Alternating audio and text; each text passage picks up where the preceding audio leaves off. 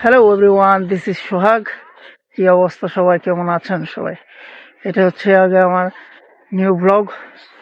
আজকে সকাল বাজে হচ্ছে গিয়ে 6টা 17। এখন আমরা বেরিয়েছি হাঁটার জন্য। এখন আমরা হাঁটতে বেরিয়েছি, হাঁটতে বেরোতে এখন আমরা দৌড়াবো, হাঁটবো, প্রকৃতির সৌন্দর্য উপভোগ করব। আমার সাথে আছে সুমন। সুমন, সে হাই। গুড। তো ভোরের বেলা আমি কিছু জিনিস দেখাই আপনাদের।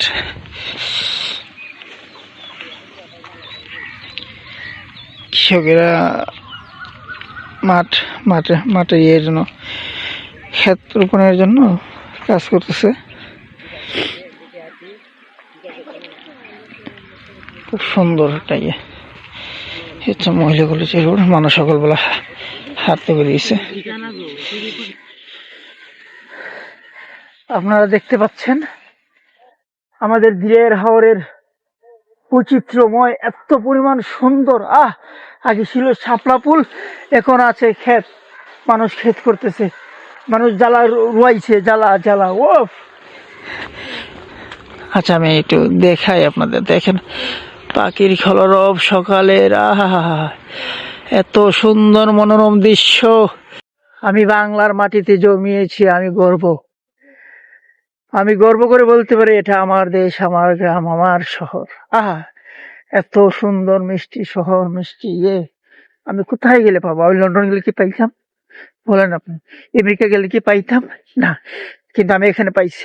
কিন্তু আমি এটা বলবো না আমার সামর্থ্য নেই, আসলে কিন্তু সামর্থ্য নাই। আমেরিকা গেলাম না, কিন্তু এখানে মজা, ন্যাচারাল প্রকৃতি, আসলে এখানে মজা। এটা পাইছিলাম না, খুব সেই একটা মজা। আমি এতক্ষণ ঘুরে এখন ওটা পদ্মফুল দেখতে পেয়েছি। আমি আপনাদেরকে দেখাই একটু। আগে কিন্তু এই পুরো হাওর জুড়ে আসলো না সুমন? মাঠের ইয়েটা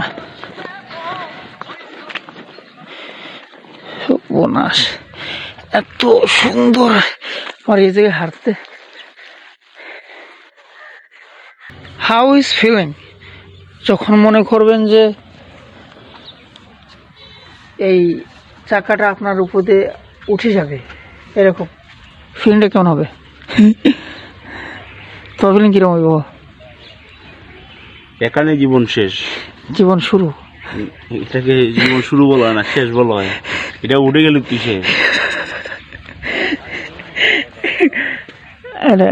রাস্তা কাজ করার জন্য সরকারি রাস্তা কাজ চলছে, এই জন্য। এটা হচ্ছে আপনার রাজাপুরের রোড। আমি আপনাদের একটা গ্রামের ঐতিহ্যবাহী একটা জিনিস দেখাচ্ছি, যেটা দিয়ে আসলে রান্না করা হয়। এটা অনেকে চিনে থাকবেন, আবার অনেকে চিনবেন না। এটা গোপরের মুঠা বলে, গোপরের মুঠা বলে। এটাকে আমরা মুঠি বলে, আপনারা কে কি বলেন আমি জানি না। এটা হচ্ছে রাধানগরের রাস্তা। হ্যাঁ, দিরাই রাধানগরের রাস্তা। ওনার এখানে সবজি করে থাকে না, অস্থির সবজি।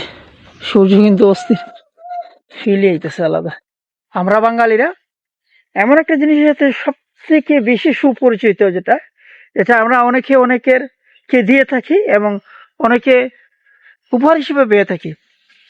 আই নো, এটা আপনারা দেখলেই চিনতে পারবেন। যাই হোক, আমি আপনাদেরকে দেখাই। আসলে এটার সাথে প্রত্যেকটা বাঙালির সম্পর্কতা খুবই ভালো, আত্মীয়তা খুবই ভালো। এটা মানুষকে দেয়, বিপদে দেয়, ভালো ভালো ভালো সময়ে দেয়। যাই হোক, মনে কষ্ট নিবা না। আমার ব্যক্তিগত অভিমত এবং আমার ব্যক্তিগত নেওয়া থেকে আমি যেটা অভিজ্ঞতা নিয়েছি, সেটা হচ্ছে গিয়ে, এরই নাম হচ্ছে গিয়ে বাঁশ। মানুষ বাঁশ নেয়, নাথিং কোনো কিছু, বিষয় না এগুলা।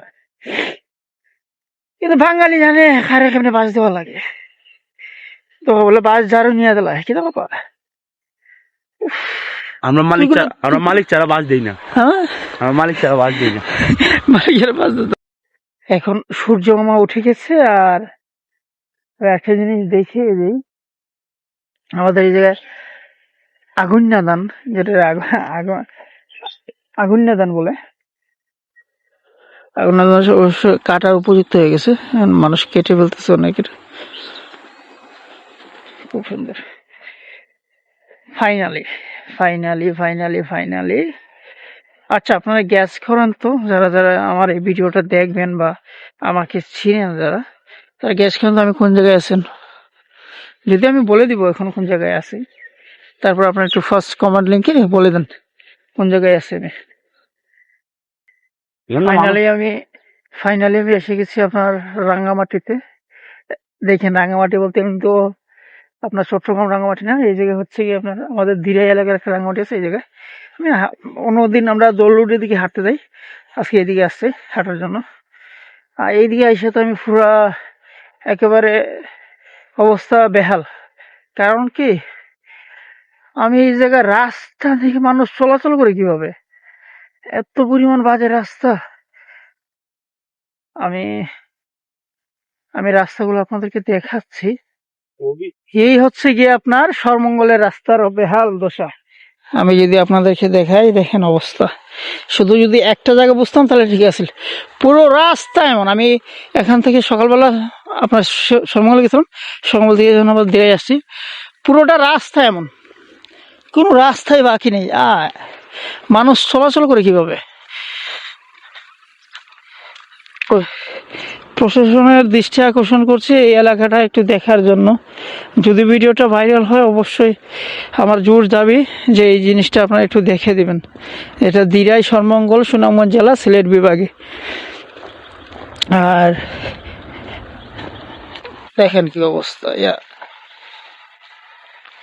মানুষ প্রতিটা জায়গায় এরকম, প্রতিটা জায়গায় এরকম। আসছিলাম এই জায়গায় হাঁটলাম। অন্যদিন ধীরে দৌলুটের দিকে যাই, আজকে আসলাম ধীরে সর্বমঙ্গলের দিকে।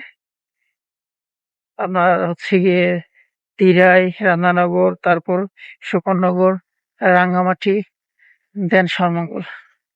আমরা এইদিকে হেঁটে আসলাম, ভালোই লাগতেছিল। আমি আগামী যে সরকার আসবে ওনার প্রতি কৃতজ্ঞতা রেখে অনুরোধ করছি যে এই গ্রামের মানুষগুলোদের একটু রাস্তাটা যাতে একটু দেখার জন্য। এই রাস্তার খুব অবস্থা খুবই খারাপ। আমাদের দিরাইয়ের বর্তমান প্রশাসন যারা আছেন বা সামনে যারা আসবেন, তাদের প্রতি রিকোয়েস্ট থাকবে প্রতিটা এলাকারই রাস্তাঘাট দেখার জন্য, চেক দেওয়ার জন্য যে রাস্তাগুলো কেমন আছে বা ঠিক আছে কিনা। আমি এগুলো একটু কম বুঝি, দেখেন রাস্তার কি অবস্থা। রাস্তার অবস্থা খুবই খারাপ, খুবই খারাপ। এই জায়গায় গ্রামের মানুষগুলো কিভাবে যাতায়াতের রাস্তা এটা। আর কথা হচ্ছে ভাই, একটা জিনিস চিন্তা করে দেখেন আপনি, একটা রুগী, নর্মাল একটা বিষয়, একটা প্রেগনেন্সি রুগী যদি ওই জায়গায় ওই এলাকায় থাকে, ওনাকে নেওয়ার সময় প্রেগনেন্সি টাইমে ওনাকে যদি নিয়ে যেতে হয় দিরাই হাসপাতালে, কি একটা অবস্থা হবে আপনারা কি একটাবার ভাবতে পারছেন এটা? যাই হোক, আমার রিকোয়েস্ট এই রাস্তাগুলো একটু দেখার জন্য। যদিও আমি কিছু না, আমার রিকোয়েস্টে কোনো কিছু আসা যায় না আপনাদের, আমি আমার কথা বললাম। সেখান সূর্য উঠে যাওয়ার কারণে আমাদেরকে চলে যেতে হবে। আপনারা এতক্ষণ ছিলেন, ভিডিওটা দেখেছেন, প্লিজ সাবস্ক্রাইব করবেন আমার চ্যানেলটা, বেল আইকনটা আপাতত একদমই ভুলবেন না। তোমার কাছে এলাকাটা কেমন লাগছে? ভাই অনেক সুন্দর, কিন্তু এই যে রাস্তাটার কারণে কি সমস্যাটা, এরা ইমার্জেন্সি রুগী দিরাই নেওয়া খুব হার্ড। আমি বলছিলাম আজকের ভিডিও এই পর্যন্তই। দেখা হচ্ছে পরবর্তী কোনো এক ভিডিওতে। সবাইকে ধন্যবাদ, ভালো থাকুন সবাই।